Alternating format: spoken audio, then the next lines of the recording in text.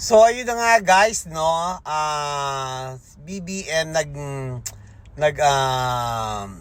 nag-declare na ng mga kandidato niya, mga manok niya para sa halalan ba, yung mga kandidato niya. Sa palagay nyo ba guys na lahat ng iaano ni BBM ay mananalo pa kaya dahil sa dami ng lumabas na mga anomalya na pagnanakaw? Do you think na mananalo pa ang i-endorse nila? I'm sure 100% hindi mananalo lahat ng mga in-endorse niya. Bakit kamo? Kasi si BBM lahat palpak. Hindi ko alam kung bakit. Napakabait niya pero palpak.